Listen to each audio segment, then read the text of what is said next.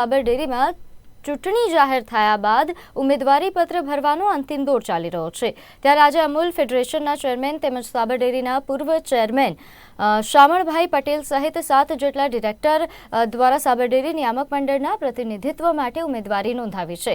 સમગ્ર ડેરીના નિયામક મંડળ માટે તમામ ઉમેદવારોની બિનહરીફ વરણી થાય તેવી અપેક્ષા તેઓ રાખી રહ્યા છે। જો કે આજના તબક્કે 16 જેટલા વિભાગોમાં 40થી વધારે ઉમેદવારોએ પોતાની ઉમેદવારી નોંધાવી છે। ત્યારે સાબર ડેરીની ચૂંટણી ગુજરાત રાજ્યના અન્ય સંઘો માટે પણ દિશાસૂચક બની રહે તેવી મતદારો તેમજ ચેરમેનો અપેક્ષા રાખી રહ્યા છે। જો કે સાબર ડેરીની ચૂંટણી આગામી સમયમાં કેટલી સમરસ બની રહે છે તો સમય જ બતાવશે।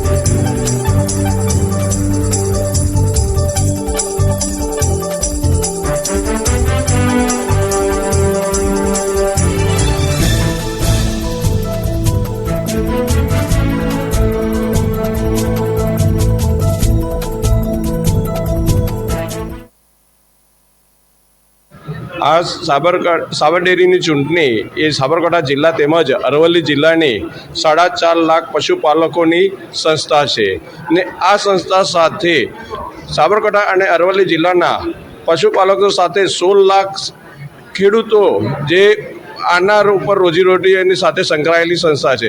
એક ગુજરાતની આ દૂધ ડેરી એક વિકાસના પંથે જાય ને અગાઉના વર્ષોમાં એક ગુજરાત સરકાર તેમજ ભારત સરકારમાં એક ઉદાહરણ તરીકે જાય તો આ તમામ ઉમેદવારો સાબર ડેરીના જે ચૂંટણી લડી રહ્યા છે એ તમામ ઉમેદવારો મારી નમ્ર અપીલ છે, વિનંતી છે કે આ સંસ્થાને બચાવવા માટે સબરસતાના રાહે જઈ અને સબરસતા કરે, ચૂંટણી ન થાય અને પશુપાલકોને લાભાકારી ફાયદો થાય, ખેડૂતોનો હિત જળવાય અને સારા પ્રોત્સાહિત ભાવ મળે એવું આ સાબરકાંઠા અને અરવલ્લી જિલ્લાના તમામ ઉમેદવારોએ અને તમામ નેતાઓએ ને રાજકીય અથવા સહકારી રાજકીય તમામોએ પ્રયત્નો કરી ને એકતાના રૂપે એક પ્રતિકના રૂપે અમે સબરસતા થાય અને ચૂંટણી વિહોણી એક બિનહરીફ તરીકે આ સંસ્થાનો વિકાસ થાય।